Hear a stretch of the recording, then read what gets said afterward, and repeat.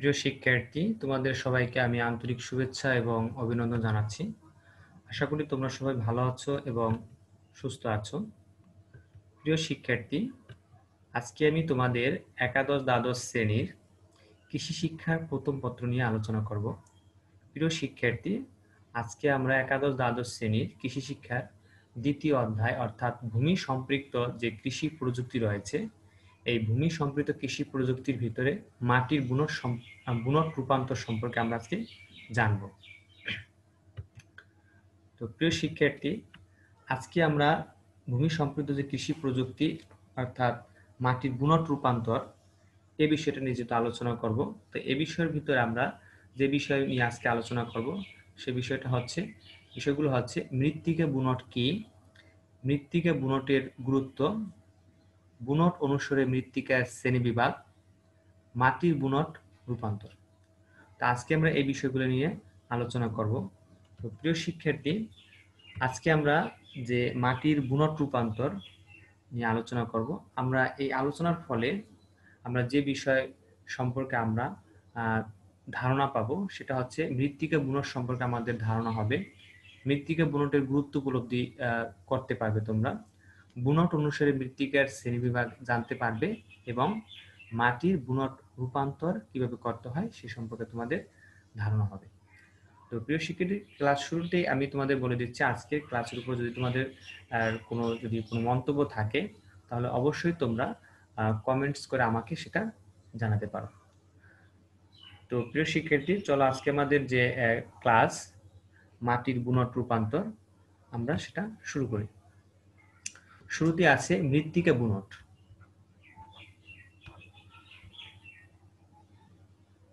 সূক্ষ্মতা হলো মাটির বুনট।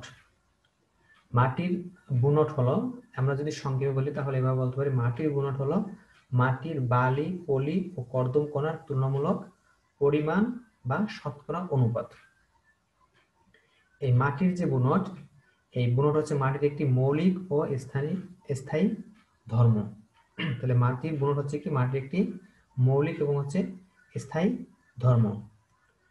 মৃত্তিকার আর পানি ধারণ, তারপর হচ্ছে বায়ু চলাচল, পুষ্টি উপাদানের সরবরাহ ক্ষমতা ইত্যাদি এই মাটির যে বুনট, এই মাটির বুনটের উপর নির্ভর করে। যেমন বেলে মাটিতে পুষ্টি উপাদান কি থাকে, কম অনুপাতে থাকে, আবার দোআঁশ মাটিতে এই মাটির যে পুষ্টি উপাদান এগুলো বেশি পরিমাণে থাকে। এই মাটির যে বুনট, এই বুনট থেকে আমরা মাটির যে পানি ধারণ ক্ষমতা, বায়ু চলাচল, পুষ্টি উপাদানের সরবরাহ ইত্যাদি কিন্তু আমরা জানতে পারি। আকার এবং আকৃতি অনুসারে মাটির যে কণাগুলো, সেই কণাগুলোকে তিন ভাগে ভাগ করা যায়, যেমন হচ্ছে বালি, পলি এবং হচ্ছে এঁটেল। এই মাটির যে বুনটের যে বৈশিষ্ট্য, সেই বৈশিষ্ট্যের উপর কিন্তু মাটির যে ভৌত এবং রাসায়নিক যে গুণাবলী রয়েছে এগুলার কিন্তু অনেকাংশে নির্ভরশীল। যেমন বেলে মাটি কম ক্রিয়াশীল এবং হচ্ছে কি পলি মাটি অধিক কিন্তু ক্রিয়াশীল। বেলে মাটি থেকে কিন্তু যে মাটির যে পুষ্টি উপাদান, এই পুষ্টি উপাদান কিন্তু সহজেই চুয়ে কিন্তু নিচের দিকে চলে যায়। অর্থাৎ বেলে মাটিতে যদি কোনো জৈব সার বা যে কোনো ধরনের যদি কেমিক্যাল সার ব্যবহার করা, সেক্ষেত্রে কিন্তু মাটির সাথে এটা ডিজলভ হয়ে আস্তে আস্তে পানির সাথে ডিজলভ হয়ে সেটা কিন্তু নিচের দিকে চলে যায়, অর্থাৎ অপচয় হয়, লিচিং লস যেটাকে বলা হয়। এভাবে কিন্তু লস হয়ে যেতে পারে। কিন্তু অন্যান্য যে মাটি রয়েছে, দোআঁশ মাটি, এঁটেল মাটি, এই মাটিতে কিন্তু এই ধরনের অপচয় হওয়ার কিন্তু সম্ভাবনা থাকে না। তা মৃত্তিকার বুনট, তাহলে আমরা একটি মৃত্তিকার বুনট হচ্ছে কি, মৃত্তিকার বুনট হচ্ছে মাটির মৃত্তিকার বুনট হলো কি মাটির ভিতরে বালি, পলি এবং কর্দম কণার কি অনুপাতে আছে সে অনুপাতটাই হচ্ছে মৃত্তিকার বুনট। এবার আমরা জানবো মৃত্তিকা বুনটের গুরুত্ব, অর্থাৎ এই মৃত্তিকা বুনট কি কি কাজে লাগে বা এটা জানলে আমাদের কি কি সুবিধা হবে। এই মৃত্তিকা বুনটের জানলে আমরা মৃত্তিকার শ্রেণীবিভাগ করতে পারবো, অর্থাৎ বেলে মাটি, দোআঁশ মাটি এগুলো আলাদা আলাদা ভাগ করতে পারবো এবং সয়েল সিরিজ শনাক্তকরণে কিন্তু এটা সহায়তা করবে। তারপর হচ্ছে এটি মাটির যথোপযুক্ত ব্যবহার ও ব্যবস্থাপনা করতে সহায়তা করবে। চাষাবাদের ক্ষেত্রে এটা সহায়তা করবে, যেমন বেলে মাটিতে অল্প চাষ দেওয়া লাগে যার কারণে খরচ কম হবে, আবার দোআঁশ মাটিতে একটু চাষ বেশি লাগে। এটি মাটির বুনট জানলে আমরা চাষাবাদের যে খরচ, সেই খরচটা কিন্তু অনেকাংশে কমিয়ে আনা যেতে পারে। তারপর হচ্ছে বুনট মৃত্তিকার পিএইচ ও উদ্ভিদ পুষ্টি উপাদানের সহজলভ্যতার হার নিরূপণ করতে এটা সহায়তা করে থাকে। মৃত্তিকার বুনট মৃত্তিকার যে ভৌত এবং রাসায়নিক যে গুণাবলী রয়েছে সেগুলো কিন্তু নির্ণয় করতে সহায়তা করে। তারপর হচ্ছে মৃত্তিকার এই বুনটের সাহায্যে মাটির যে পানি ধারণ ক্ষমতা সেটা আমরা কিন্তু জানতে পারি, এবং সেই অনুসারে ফসলের পানি শেষ এবং কখন পানি দিতে হবে এবং কখন সেই পানি অতিরিক্ত পানি সরিয়ে ফেলতে হবে সেটা কিন্তু আমরা জানতে পারি। তারপর হচ্ছে যেমন মৃত্তিকার মাধ্যমে মৃত্তিকার বুনট যদি আমরা জানি, সে মাটিতে আমরা দালান কোঠা নির্মাণ করা যাবে কিনা, কোন মাটিতে দালান কোঠা নির্মাণ করা যাবে বা করা যাবে না, সেটা কিন্তু মৃত্তিকার বুনটের সাহায্যে কিন্তু জানা সম্ভব। এভাবে তারপরে রয়েছে যেমন মাটিতে শস্য নির্বাচন করার ক্ষেত্রে মাটির যে বুনট রয়েছে সেটা সহায়তা করে। যেমন হচ্ছে আমরা যদি ধান চাষ করতে চাই, এখন মাটি যদি হয় বেলে মাটি, তাহলে কিন্তু ধান চাষ করা যাবে না। এখন এর জন্য মাটির বুনট অনুসারে আমাদের জানতে হবে যে কোন মাটিতে কোন ফসল ভালো হয়। এর জন্য ফসল নির্বাচন করার ক্ষেত্রে ওই মাটি নির্বাচন করতে হবে। এর জন্য আমাদের মৃত্তিকা বুনট সম্পর্কে ধারণা থাকা অত্যন্ত জরুরি। এরপর আছে বুনট অনুসারে মৃত্তিকার যে শ্রেণীবিভাগ, সেটি আমি একটু আগেই বলেছিলাম যে মৃত্তিকাকে তিনটি শ্রেণীতে ভাগ করা যায়। একটা হচ্ছে বেলে মাটি, দোআঁশ মাটি এবং হচ্ছে এঁটেল মাটি। বেলে যে মাটি, এই বেলে মাটিতে শতকরার ভিতর 70% উপরে বা 70% মতো কি থাকে, বালি থাকে, অন্যান্য উপাদান থাকে, বাকি 30% বা তারও কম থাকে। বেলে মাটিতে বালির পরিমাণটা বেশি থাকে, সেটা কত, 70% বা তার বেশি থাকে। আর দোআঁশ যে মাটি, এই দোআঁশ মাটিতে বালির পরিমাণ থাকে 50%-এর মতো, আর বাকি যে 50%, এই বাকি 50%-এর ভিতর থাকে হচ্ছে যেমন থাকতে পারে হচ্ছে পলি এবং হচ্ছে কর্দমকণা থাকতে পারে। আর এঁটেল যে মাটি, এই এঁটেল মাটিতে 35% মতো কর্দমকণা থাকে এই মাটিতে। তা মাটির যে বুনটের যে শ্রেণীবিভাগ, বেলে মাটিকে দুইটি বুনট দলে ভাগ করা হয়েছে। এটা হচ্ছে বেলে মাটির বুনট হচ্ছে কি বেলে স্যান্ডি যেটা, এবং হচ্ছে দোআঁশ বেলে লোমি স্যান্ড। তারপর দোআঁশ মাটি, এটাকে আবার ভাগ করা হয়েছে তিনটি বুনট দলে, মাঝারি স্থূল বুনট, তারপর মাঝারি বুনট, এরকম মাঝারি স্থূল বুনট। মাঝারি স্থূল বুনটের ভিতরে আছে কি মাটির বুনট রয়েছে কি বেলে দোআঁশ, আর এটার ভিতরে আছে তিনটা, যেমন হচ্ছে দোআঁশ, পলি দোআঁশ এবং আছে পলি বা সিল্ট। তারপরে মাঝারি স্থূল বুনটের ভিতরে আছে বেলে এঁটেল দোআঁশ, পলি এঁটেল দোআঁশ, এঁটেল দোআঁশ। আর এঁটেল যে মাটি, সে বেলে মাটি, বেলে এঁটেল, পলি এঁটেল এবং হচ্ছে এঁটেল। আমাদের পরীক্ষায় কিন্তু এখান থেকে প্রশ্ন আসতে পারে যে এঁটেল মাটিকে কয়টি মাটির বুনট শ্রেণীতে ভাগ করা যায়, তাহলে আনসার হবে কি তিনটি। আবার এটা আসতে পারে যে দোআঁশ মাটিকে মাটির বুনট অনুসারে কয়টি ভাগ করা যায়, তাহলে কি তিনটি। কিন্তু এটা ছিল মাটির বুনট অনুসারে মৃত্তিকার যে শ্রেণীবিভাগ। সেটা তোমাদের আরেকটু বিষয় জানা, এই বেলে যে মাটি, এই বেলে মাটিতে কিন্তু পানি ধারণ ক্ষমতা খুবই কম। এই মাটিতে পানি দিলে পড়া পানিটি কি হয়ে যায়, আস্তে আস্তে নিচের দিকে চলে যায়। এই ধরনের এই মাটিতে সব ধরনের ফসল চাষাবাদ করা যায় না, এবং এই মাটিতে জৈব পদার্থের পরিমাণ কম থাকে। আর দোআঁশ যে মাটি, এই মাটিতে যেহেতু 50% থাকে বালি এবং বাকি 50% থাকে যে একটু আগে যেটা বললাম যে বাকি যে 50%, সে বাকি 50% থাকে পলি এবং হচ্ছে কর্দমকণা থাকে। এর জন্য এই মাটিটা ফসল চাষাবাদের জন্য খুবই উপযোগী, এবং এর পানি ধারণ ক্ষমতা মোটামুটি মিডিয়াম পর্যায়ে থাকে, এবং এতে প্রচুর পরিমাণে জৈব পদার্থ থাকে। আর এঁটেল মাটি, এই মাটি যখন শুকিয়ে যায় তখন ফাটল ধরে। গরমের দিনে যখন হয় তখন জমি দেখা যায় মাঠ ঘাটের মাঝখানে ফাটল ধরে, এটা হচ্ছে এঁটেল মাটি। এবং যখন এই মাটির পানি ধারণ ক্ষমতাও বেশি, খুব বেশি। এই মাটিতে সব ধরনের ফসল, কিছু অনেক ধরনের ফসল চাষ করা যায়, ধান বা চাষ করা যায়, কিন্তু সব ধরনের ফসল চাষ করা যায় না। ফসল চাষের জন্য দোআঁশ যে মাটি, মাটিটা সবচেয়ে বেশি উপযোগী। তোমরা এটা ভালো করে এটা জিনিসটা পড়বে, এটা অনেক সময় কিন্তু পরীক্ষায় আসে। তো আশা করি তোমরা এটা ভালো করে পড়বে এবং পরীক্ষা আসলে সুন্দর করে যাতে লিখতে পারো, সেটা আশা করছি। তারপর আছে মাটির বুনটের বৈশিষ্ট্য। আমরা এখানে একটা চার্ট দেখতে পাচ্ছি, এখানে লেখা আছে স্যান্ডি সয়েল, তারপরে আছে কত লোমি স্যান্ড, স্যান্ডিলুম, আগে যে এটা পড়ছি বেলে, স্যান্ড হচ্ছে বেলে, তারপর হচ্ছে কি স্যান্ডি লুম হচ্ছে কি বেলে দোআঁশ, তারপর স্যান্ডি ক্লে হচ্ছে বেলে, স্যান্ডি ক্লে লোম, বেলে ক্লে হচ্ছে কি এঁটেল এবং দোআঁশ হচ্ছে কি লোমি সয়েল। আর সিল্ট হচ্ছে কি পলি এঁটেল দোআঁশ, তাহলে সিল্ট হচ্ছে কি পলি আর ক্লে হচ্ছে কি এঁটেল। তো এটারই আর কি ইংরেজি ওয়ার্ড এখানে ব্যবহার করা হয়েছে যে স্যান্ডি সয়েল অর্থাৎ বেলে মাটি, তারপর হচ্ছে কি লোমি স্যান্ড। এটা এখানে স্যান্ডের পরিমাণ কত সেটা দেওয়া আছে, সিল্টের পরিমাণ কত এবং ক্লের পরিমাণ কত সেই অনুপাতটা দেওয়া আছে। সিল্ট সিল্ট হচ্ছে কি পলি আর ক্লে হচ্ছে কি এঁটেল।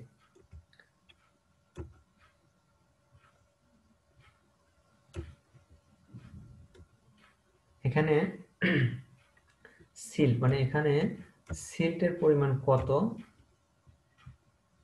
এখানে স্যান্ডের পরিমাণ কত, এই sandy soil, loamy sand, sandy loam, এই যে সয়েলগুলো রয়েছে 12টি সয়েলের যে ক্লাসিফিকেশন ছিল সেই ক্লাসিফিকেশন 12টি ক্লাসের স্যান্ডের পরিমাণ কত, সিল্টের পরিমাণ কত এবং ক্লের পরিমাণ কত সেই অনুপাতটা দেয়া আছে। তা আমরা এই যে ত্রিকোণ আকৃতির যে তোমরা ডায়াগ্রাম দেখতে পাচ্ছ বা এটা আমরা আসলে এটা অনেকেই বুঝতে পারে না, কিন্তু এটা আসলে খুবই ইজি একটা বিষয়, এটা একটু দেখালে তোমরা বুঝতে পারবে। এখানে যে এই যে বিভিন্ন কালারের যে এরিয়াগুলো দেখতে পাচ্ছ, এটা হচ্ছে যেমন এটা এটুকু এরিয়া হচ্ছে ক্লে সয়েল, তারপর হচ্ছে স্যান্ডি ক্লে, স্যান্ডি ক্লে লোম। এখানে যে 12টা ক্যাটাগরি ছিল, এখানে কিন্তু 12টা ক্যাটাগরি এভাবে রয়েছে 1 2 3 করে এরকম 12টা সয়েলের ক্লাসিফিকেশন এখানে আছে। আমরা একটু এখানে এই যে ত্রিকোণ আকৃতির যে জিনিসটা দেখতে পাচ্ছ এটার সাহায্যে আমরা এই অনুপাতগুলো একটু মিলিয়ে দেখব। যেমন এখানে বলা হয়েছে শুরুতে আছে স্যান্ডি সয়েল, স্যান্ডি সয়েল হচ্ছে কত, স্যান্ড থাকে 85 থেকে 100%। আমি আগে শুরুতেই বলেছিলাম যে স্যান্ডি সয়েলে 70%-এর মতো কি থাকে বালি বা তার উপরে বালির পরিমাণ থাকে। আর এই সয়েলে সিল্ট অর্থাৎ পলি থেকে কত 0 থেকে 15%-এর মতো।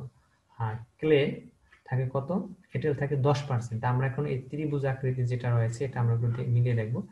এখান থেকে শুরু থেকে এই পর্যন্ত 100 পর্যন্ত হচ্ছে কি ক্লে সয়েল সেপারেট দেখানো হয়েছে। এই পাশে রয়েছে কি সিল্ট কত 0 থেকে 100 পর্যন্ত। আর এই নিচের দিকে রয়েছে স্যান্ডি যে সয়েল আছে অর্থাৎ 0 থেকে 100 পর্যন্ত। তা আমরা এখানে যে স্যান্ডি সয়েল, এই স্যান্ডি সয়েলের যে এই যে অনুপাত, এই অনুপাতটা আমরা এখানে মিলিয়ে দেখব। আমরা এখানে দেখতে পাচ্ছি স্যান্ড হচ্ছে কোথায়, যে কর্নারের দিকে কিন্তু লেখা আছে স্যান্ড, আর এই চিত্রে কোথায় লেখা আছে এখানে। তাহলে এই যে ত্রিভুজ আকৃতির যে জায়গাটা পোরশন অনুপাত অংশটা এই যে এখানে, এটা হচ্ছে কি স্যান্ড। তা আমরা একটু এই অনুপাতের সাথে মিলিয়ে দেখি। এটা হচ্ছে কিন্তু 85 থেকে 100% কি থাকবে, স্যান্ড থাকবে। ওটা মিলিয়ে দেখি। এই যে হচ্ছে 80, তাহলে 80 আর হচ্ছে 90, মাঝখানে হচ্ছে 85। তাহলে এই যে ত্রিকোণ আকৃতির যে ছবিটা আমরা দেখতে পাচ্ছি বা এখানে এই ত্রিকোণাকৃতির ছবির স্যান্ডের যে অংশ, নিচের অংশ হচ্ছে স্যান্ড দেখানো হয়েছে। এই স্যান্ডের অনুপাত হচ্ছে 85, এখানে হচ্ছে 80 আছে 90, মাঝখানে 85 থেকে কত 100, এটুকু হচ্ছে কি স্যান্ড। তারপরে কি আছে সিল্ট, সিল্ট হচ্ছে কত 0 থেকে 15%। সিল্ট হচ্ছে এই পাশে যে অংশটা এটা হচ্ছে সিল্ট। সিল্ট দেখি আমরা এই বরাবর, এই সোজা বরাবর যে রেখাটা দেখা যাচ্ছে এখানে, এখানে এসে কি করছে কাট করছে সিল্টের সাথে। এটা এটা হচ্ছে কত 10 আর 20-এর মাঝখানে বর্ণ, তাহলে 15। তাহলে এই বরাবর সিল্কের আর অনুপাত হচ্ছে কত 0 থেকে 15% থাকে, কি থাকে এই স্যান্ডি সয়েলের ভিতর 85 থেকে 100% থেকে বালুর পরিমাণ, আর সিল্ট এর পরিমাণ কত হবে 0 থেকে 15%। আমরা এখানে দেখব কেলের পরিমাণ কত। কেলে হচ্ছে কত, কেলে হচ্ছে এই 0 থেকে শুরু করে এই পাশে হচ্ছে কেলে 100 পর্যন্ত। তাহলে এখান থেকে যে ত্রিভুজ আকৃতি যেটা আমরা দেখলাম, তাহলে এটা দেখা যাচ্ছে যে এখানে লেখা আছে 0 থেকে 10 পর্যন্ত। তাহলে এখান থেকে 0 থেকে 10 পর্যন্ত। তাহলে আমরা এভাবে কিন্তু এই যে স্যান্ডি সয়েলের ভিতরে এই চিত্র দেখে আমরা কিন্তু বলতে পারবো যে কত পার্সেন্ট কি কি আছে, অর্থাৎ স্যান্ড আছে কত পার্সেন্ট, ক্লে আছে কত পার্সেন্ট এবং সিল্ট আছে কত পার্সেন্ট। এভাবে কিন্তু আমরা নির্ণয় করতে পারি। তা আমরা যে আরেকটা যদি অনুপাত দেখি, যে এটা যদি দেখি সিল্ট লোম, সিল্ট লোমি যে সয়েলটা আছে এইটা আসলে অনুপাতটা যদি দেখি আমরা এখানে কোথায় সিল্ট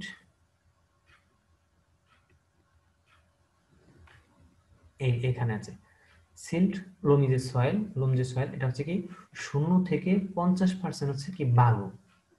স্যান্ডের পরিমাণ কত? 0 থেকে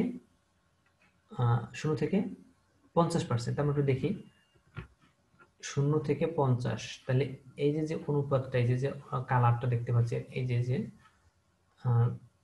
রম্বস আকৃতির যে ছবিটা, কালারটা এখানে আমরা দেখতেছি যে 0 এখান থেকে শুরু হয়েছে, 0 থেকে, তাহলে এই যে 50, 0 থেকে কত, এই যে 50, এই যে এখানে এই বরাবর যে জায়গাটা, এই জায়গাটার স্যান্ডের পরিমাণ নিচের দিকে যদি স্যান্ড, তাহলে স্যান্ডের পরিমাণ হচ্ছে কত 0 থেকে এই 50 পর্যন্ত। তারপরে কি আছে, এটা হচ্ছে সিল্ট, সিল্ট হচ্ছে কত 50 থেকে 88 পর্যন্ত। 50 থেকে 88 দেখি আমরা, এটা 50 হচ্ছে এই যে এখানে এই যে রেখাটা, এই রেখাটা কাট করছে সিল্টের 50 বরাবর, এই যে এখানে এই বরাবর সোজা 50 বরাবর। 50 থেকে কত, এটা যদি আমরা এখানে দেখি এই বরাবর কিন্তু আইসা এইখানে এই বরাবর, অর্থাৎ 90 এর আগ বরাবর, 90 না কিন্তু তার আগে যে কালো রেখাটা আছে এইটা কিন্তু এই যে সিল্ট লোমি যে সয়েল রয়েছে তার কিন্তু অংশটা, তাহলে এই জায়গা 90 এর আগে অর্থাৎ 88, তাহলে এটার অনুপাত হবে কত, এই যে বরাবর রেখাটা ছিল 50 থেকে তাহলে 88, এটুকু, এটা ছিল সিল্ট। এখন যদি আমরা কেলে বরাবর দেখি, কেলে আছে কত, কেলে আছে 0 থেকে 27 পর্যন্ত, অর্থাৎ এই যে 0 আর 27 হচ্ছে, এই হচ্ছে 30, 30 একটু আগে হবে, অর্থাৎ এই বরাবর, তাহলে এই যে এই বরাবর যে রেখাটা আছে, এই যে এই বরাবর যে রেখাটা আসছে এখানে এসে ক্লের সাথে কাট করছে এখানে 30 এর একটু নিচে, অর্থাৎ এই যে রেখাটা, তাহলে এই যে রম্বস আকৃতির জায়গাটা, এই জায়গার ভিতরে আমরা কিন্তু এই ছবিটা দেখেও কিন্তু ইজিলি ভাবে বলতে পারি যে স্যান্ডটা কত, 0 থেকে যেহেতু 50 পর্যন্ত, 0 থেকে 50% থাকে স্যান্ড। তারপর হচ্ছে সিল থেকে কত, এখানে কাট করছে এই 50 বরাবর, 50 থেকে কত এখানে 88। তারপর হচ্ছে কেলে থেকে কত, 0 থেকে যেহেতু এই রেখাটা এই বরাবর কাট করছে আইসা, 0 থেকে 30 এর আগে মানে 27, 0 থেকে 27% কি থাকে তাহলে ক্লে থাকে। এভাবে কিন্তু আমরা যে অনুপাত, এই যে অনুপাতটা কিন্তু আমরা চিত্র দেখে কিন্তু এই চার্টের সাহায্যে আমরা কিন্তু ইজিলি ভাবে বের করতে পারি। তো আমরা যদি আরেকটা জিনিস দেখি যে সিল্ট, এই কর্নারে যে আছে সিল্টের যে অনুপাতটা, এটা কিন্তু আমরা ওইভাবে একইভাবে বের করে দেখি। আমরা এখানে সিল্ট কত আছে, এই যে সিল্ট 0 থেকে 20% কি থাকবে, বালু থাকবে, স্যান্ড, এখানে স্যান্ড আছে কত 0 থেকে 20%, এটা 0 থেকে 20% কি আছে, স্যান্ড রয়েছে। তারপরে কি আছে, এখানে আছে আমাদের 8 থেকে 10%, 8 থেকে 10% কি আছে, 8 থেকে 10% রয়েছে আমাদের সিল্ট, 8 থেকে 10%, এখানে ভুল আছে, এখানে 8 হবে না, এখানে হবে 80 থেকে 100 হবে, এখানে হবে কি 80 থেকে 100% হবে। এখানে যদি আমরা দেখি এই যে এখানে এই বরাবর কাট করছে এখানে 80 থেকে 100 হবে এখানে, তাহলে এটা কিন্তু যে চারটা আছে এই চারটা কিন্তু এখানে ভুল রয়েছে, এখানে হবে 8 থেকে 10 না, এখানে হবে 80 থেকে 100। এই বরাবর যেহেতু এই রেখাটা এটুকু যেহেতু সিল্ট, আর এই রেখাটা কাট করছে সিল্টের 80 থেকে, আর এইখান থেকে এই পর্যন্ত যেহেতু, তাহলে 80 থেকে 100 হবে। তারপরে আমরা যদি ক্লের দিকে দেখি, ক্লে আছে কত 0 থেকে 12, তাহলে এই হচ্ছে 0, ক্লে যেহেতু এই যে ক্লে লেখা এখানে 0 থেকে 12, তাহলে এই হচ্ছে 10, তার একটু উপরে এইখানে, এই বরাবর কিন্তু এই যে লাইনটা, এই লাইনটা কিন্তু ওইভাবে কাট করছে ফিলের দিকে। তাহলে এইটুকু যে জায়গা, এটা হচ্ছে সিট। এভাবে প্রতিটা যে অংশ রয়েছে, এই প্রতিটা অংশ কিন্তু আমরা চার্ট দেখে বা এই ত্রিভুজাকৃতির যে অংশগুলো রয়েছে এগুলো থেকে আমরা কিন্তু সয়েলের যে ক্লে, তারপর স্যান্ডি ক্লে, ক্লে লুম যে অনুপাত, বিভিন্ন ক্লাসিফিকেশন, সেই ক্লাসিফিকেশন কিন্তু আমরা অনুপাত কিন্তু এভাবে বের করতে পারি। তো প্রিয় শিক্ষার্থী, তারপরে যে বিষয়টা রয়েছে আমাদের মাটির গুণক রূপান্তর, অর্থাৎ বেলে মাটিকে কিভাবে দোআঁশ মাটিতে রূপান্তর করা যায় বা এঁটেল মাটিকে কিভাবে দোআঁশ মাটিতে রূপান্তর করা যায়, আমরা সেই বিষয়গুলো জানবো। বেলে মাটি, যেহেতু একটু আগে বললাম যে বেলে মাটিতে, এই মাটিতে জৈব পদার্থের পরিমাণ কম থাকে এবং পানি ধারণ ক্ষমতা কম, এই মাটিতে কিন্তু সব ধরনের ফসল ফলানো সম্ভব হয় না। এই যে কারণে এই মাটিকে কনভার্ট করে কি করতে হবে, দোআঁশ মাটি যদি তৈরি করা যায় তাহলে কিন্তু সব ধরনের ফসল মোটামুটি চাষাবাদ করা যায়। এবং সেটাই আমরা জানবো, বেলে মাটি কি কিভাবে দোআঁশ মাটি, এবং এঁটেল মাটি যেটা, এঁটেল মাটি কি করে দোআঁশ মাটি করে। এঁটেল হচ্ছে কাদা মাটি, যে কাদা মাটিতে সব ধরনের ফসল ফলানো যায় না। এখন এই এঁটেল মাটিতে কি করব আমরা, বিভিন্ন ধরনের জৈব পদার্থ, তারপর হচ্ছে বেলে মাটি প্রচুর পরিমাণ ব্যবহার করে দোআঁশ মাটিতে রূপান্তর করা যাবে। আমরা সে বিষয়গুলো একটু এখানে জানবো যে কি কিভাবে করা যায় রূপান্তর। দেখো, বেলে মাটিকে দোআঁশ মাটিতে রূপান্তর। বেলে মাটি, এই মাটিতে কি করবে, এঁটেল মাটি প্রয়োগ করা যেতে পারে, সবুজ সার ব্যবহার করা যেতে পারে, ধনিচা সার রয়েছে, তো খেসারি যে এগুলা ব্যবহার করা যেতে পারে, তারপর কম্পোস্ট সার ব্যবহার করা যেতে পারে, খামারজাত সার ব্যবহার করা যেতে পারে, কেঁচো সার ব্যবহার করা যেতে পারে।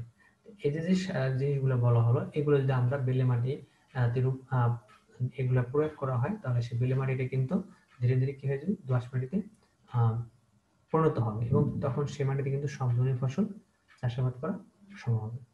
এই বিষয়ে বইতে তোমাদের ডিটেলস আলোচনা করা আছে, তোমরা এগুলো একটু ঠিক করে পড়ে নেবে। তারপর রয়েছে এঁটেল মাটিকে দোআঁশ মাটিতে রূপান্তর। এঁটেল মাটি যেটা বললাম যে কাদা মাটি, এটা আসলে কাদা মাটিতে সব ফসল ভালো হয় না, ধান বা অন্য যে কয়েকটা ফসল আছে এগুলো ভালো হয়।